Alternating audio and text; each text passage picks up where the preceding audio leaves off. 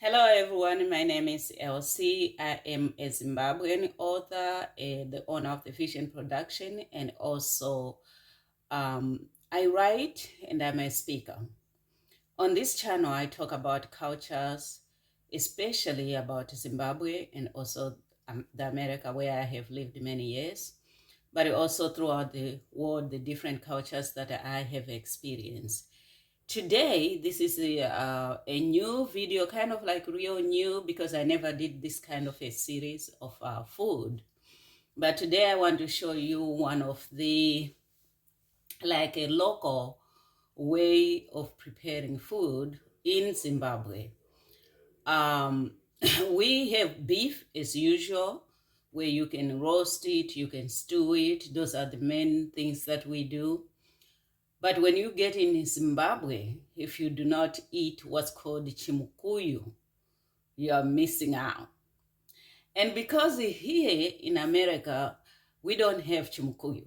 You cannot find it anywhere. I mean, you can go and look anywhere. You can't find it. So I finally, after many years of missing certain foods and how they are prepared, I decided I was going to make my own chimukuyo. And that's what I'm doing today. How is it prepared? I found a way.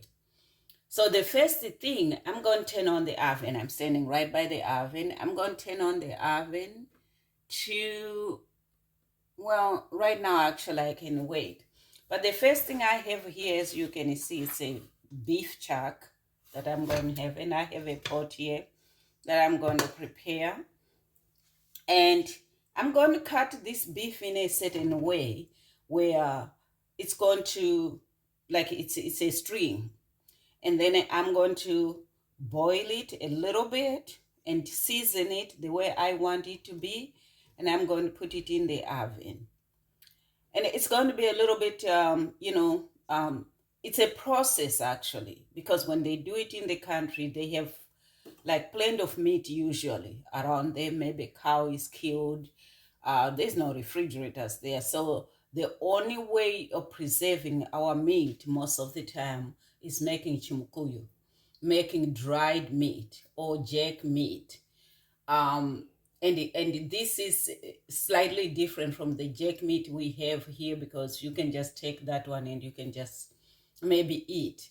But this jack meat, you can't do that. It will be so dry that you need to cook it, recook it. And when you are recooking it, you are going to use the regular way, like tomatoes and onions or whatever is a stew, or you are going to use the traditional meal, which is peanut butter. And in this case, I'm going to use the peanut butter. I'm going to do the peanut butter stew after this whole process. So like I said, this is a process. So today we are making the jack meat. We are going to cut it, and I'm going to show you how we are going to do this cutting. If you can see this, I'm going to start here. It's kind of like a chuck. It's like a big chuck thing. And usually we don't want this, a lot of fat here. So we are going to remove a bit of this fat that's here.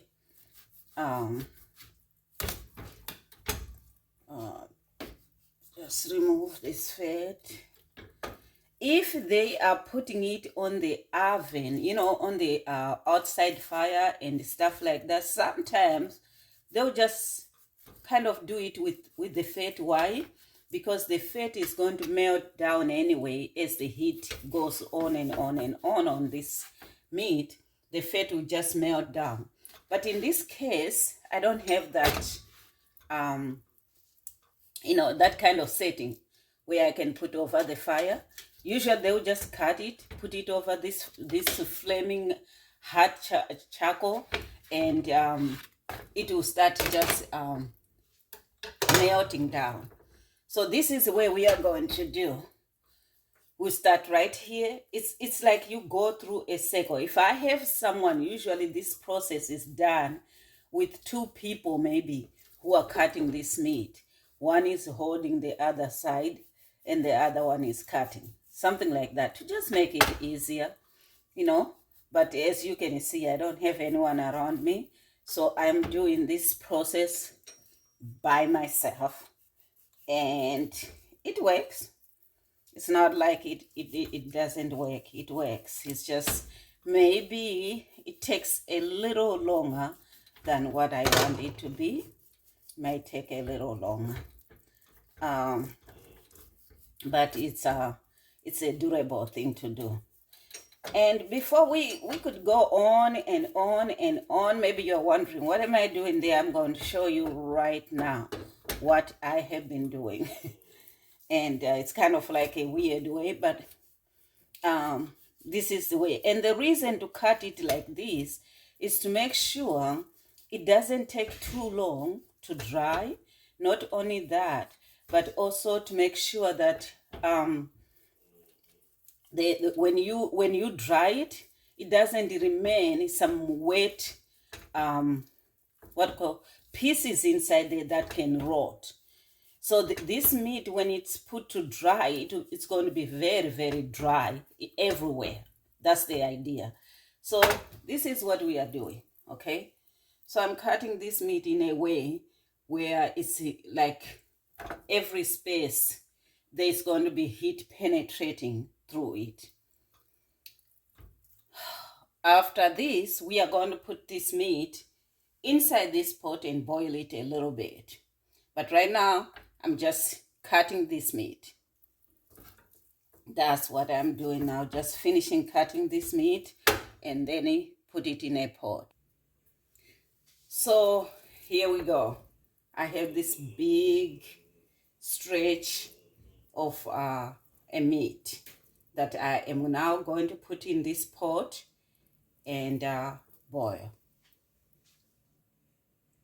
Brian.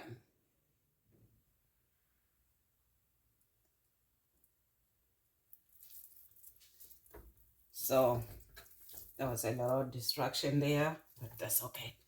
So I'm going to put in a pot, and then I am going to put some salt. This is the salt I'm putting. Usually when we do this in the country, we only put just salt because it kills bacteria. So you put as much salt as you can. And then my burner here is ready to put something. So I'm going to put it already in a pot on the stove. And I just turn on the stove. I don't put water because there's a lot of already liquids in here. So I put it slightly on low and just kind of like boil it a little bit. While this is going on, while I'm boiling this, let me just remove this so you can see me. While I'm boiling this, I turn on my stove. And like I say, this is how I do it here. If I am doing it, if I'm in Zimbabwe, I won't do it this way. There will be already like a big fire with charcoal there. So I take this whole string here and I go and put it right on top of that. They make like something like some kind of like a stove, some way where you can put this meat, just line it up there. And this firewood, this charcoal, just burn it and it will be just smoking there. It's kind of like smoked meat. That's how we make it. But because I'm here, I have to use a different method. So this is going to boil for maybe about 10-15 minutes. And we take it out and we're going to put it where there is heat. So we are back now. It's I have cooked the meat and now it's all saturated in the juices and everything. And I'm going to take this meat, and in a stretch way, as I have shown you earlier, I'll put it over. I'll show you here on this pan that is a shallow pan, because what I'm trying to do is to make sure when I am drying it, it has room for the heat that's penetrating or for the air that's what I'm doing. The oven right now, let me just stop this noise a little bit. The oven right now, it's already heated up, and I put it to heat, and then I'm not going to keep it on heat.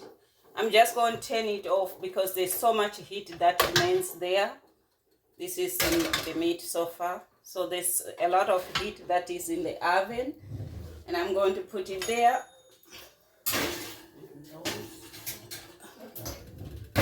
And I'm going to turn off the oven. And I'm just going to use the heat of the oven and the air. And it's going to stay there about a day. And then I'll take it out. And it will be just dry by then. That's the process. It's going to stay at least a day. And I'll take it out. So as you can see, I have the ready-made homemade jerk meat. This is different from what you would go in the store maybe and see. And also the way we are going to prepare it is going to be very, very different. But I was showing you the process. I cut the meat. I put it in such a way so that the heat can penetrate to dry every area instead of being chunk where it takes a long time to dry. And I heat up my oven and I put this not like I'm baking, but I turn off the oven and I spread it in the oven and it starts drying. And this is the result of it. It's dry. It's not fully dry. But remember, when people do this in the countryside, they are doing it to last. When I mean last, just like anything that you preserve here, this is a way to preserve meat. And it can stay for a very long time. And from that, people found a way how they can make another dish that is different with a different flavor, because this meat have been preserved, it have been under the charcoal, and it has all the different flavors that it brings. And we can make about 2 dishes out of this. One, which is very, very traditional. A lot of people, they don't even maybe use it anymore. They don't even cook that anymore, especially in the cities. But it's very traditional. That's when you take this meat, you recook it, you let it boil on slow and let it really soften up from the dryness it has. And then Adam, we are going to go through that process. So I don't want to take you too far from where we are right now. Right now, I just wanted to show you that this meat is ready to go.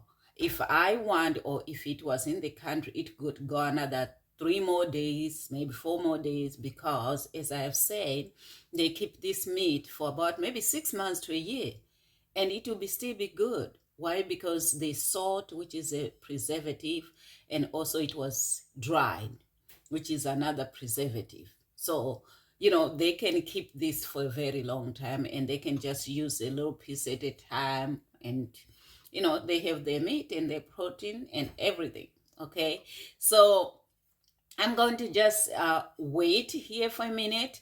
I'm going to give you this, and you have to keep watching. The next video, we are going to cook this meat. Okay, we are going to cook this meat, and then I'm going to show you the 2 different dishes. During that time, I'll show you the 2 dishes that I'm going to make from this meat, and we call it chimukuyo. Chimukuyu in Zimbabwe, we call it chimukuyu. It could be called different names in different places, but I believe this method is used widely in many different countries. Some, they do it, they just put it over the fire and they eat right away. Like here, people, they barbecue, they put meat over the fire and eat. But to us, we do the same thing, but also we do this for long periods for the meat to last for long periods. So I'll see you in the next video as we are preparing the dishes, and be there.